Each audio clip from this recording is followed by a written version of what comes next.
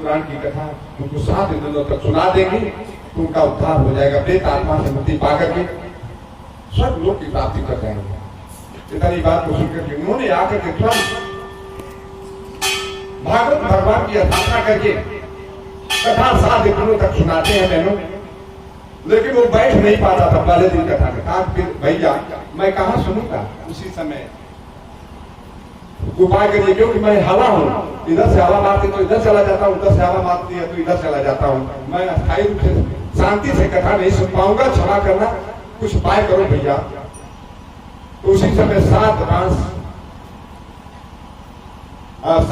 ग्रंथी वाला बांस ले आकर के गाड़ देते हैं जमीन में, और जमीन में गाड़ने के बाद वहीं पर कहते हैं कि यहीं इसी में छिपे रहना, गांठों के अंदर 7 कोर का बांस था, उसी में छिपे रहना, शांति से कथा सुनना, खूब ध्यान से कथा सुनने लगे। एक दिन कथा सुनने के बाद एक ग्रंथि फटती थी, फटने के बाद दूसरे ग्रंथि में पहुंच जाते थे, दूसरे दिन की कथा सुनकर के दूसरी भी ग्रंथि फट जाती है, तीसरे दिन की कथा सुनकर के तीसरी भी ग्रंथि फट जाती है, चौथे दिन की कथा सुनकर के चौथी भी ग्रंथि फटती है, इसके बाद 5वें दिन की, 6वें दिन की सभी ग्रंथियां फटने लगती हैं, और अंत में 7वें दिन की कथा जब संपन्न होने को हुआ, आरती बंदन करने के बाद, कथा संपन्न होने के बाद 7वीं गांठ जब फटती है तो दुंदुकारी जी हाथ जोड़ करके एकदम दिव्य शरीर लेकर के देव स्वरूप होकर के प्रकट हो जाते हैं,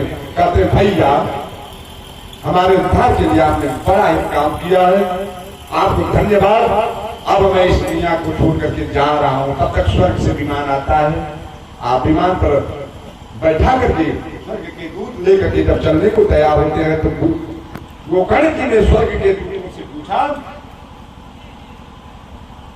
देवताओं के दूतों से पूछा कि अरे भैया ये कैसी विडंबना है, हम लोगों के उद्धार के लिए कोई व्यवस्था नहीं है, हम लोगों के उद्धार के लिए कोई व्यवस्था नहीं है। जिसने कथा एक बार सुनी, हम लोग रोज हर बार करते हैं कथा, हम लोगों का उद्धार नहीं हुआ, आज इसके उद्धार के लिए विमान आ गया। कहा कि इसने ध्यान पूर्वक से, स्वर्ग के दूतों ने बताया कि इसने ध्यान पूर्वक होकर के दुख में स्मरण किया है, दुखी होकर के प्रेम से कथा को सुना है, इसलिए इनका उनके उद्धार के लिए हम लोग स्वर्ग विमान लाए हुए हैं, लेकर जाएंगे। कहा कि तब हम लोगों का उद्धार कैसे होगा, कहा कि आपका उद्धार एक बार और कथा करिए, प्रेम से सुनिए कथा को, तो निश्चित है कि आप जितने भी सुनोगे सब लोग चले आओगे हमारे पास, हम लोग लेकर के चलेंगे। उसी समय उनका उद्धार हो गया, किसका, दुर्दगारी का। उसके बाद दोबारा कथा कह करके गोकर्ण जी जितने भी श्रोता वक्ता थे सब लोगों के लिए विमान आया, स्वर्ग को लेकर के चला गया। तो बोलिए गोकर्ण महाराज की, भागवत भगवान की। टाइम क्या बता रहे, ऐसा ही काम समय नहीं है, क्योंकि बहनों को भी जाना है, प्रसाद भी वितरण करना है, आरती भी करना है। एक कवि जी गाएंगे,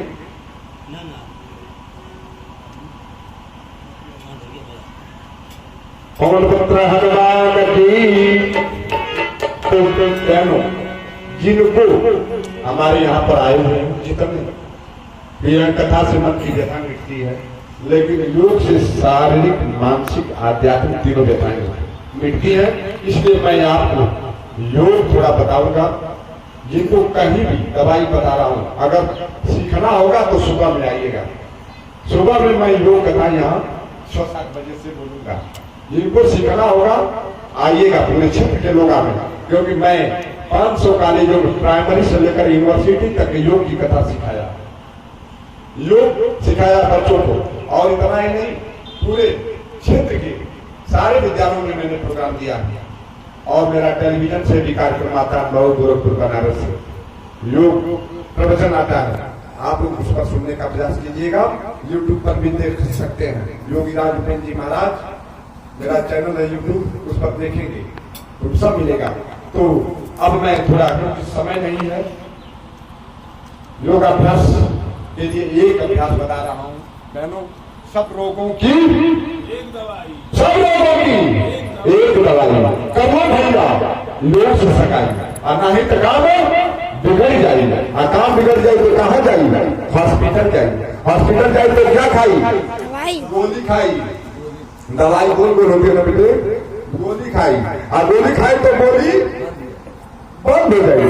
गोली बंद हो जाए तो कहाँ जाएगी? ऊपर जाई। ऊपर जाई। ऊपर जाए तो मर जाएगा। सब लोगों की एक दवाई कर लो भैया, लोग से सगाई, नहीं तो मर जाएगा। सब लोगों की एक दवाई करें, योग भगे रोग जगे हो। तो योगा पाठ आखिरी मन प्रत्येक के लिए ऐसा ना, बुढ़ा जवान सयान। बुढ़ा करेगा तो जवान हो जाएगा,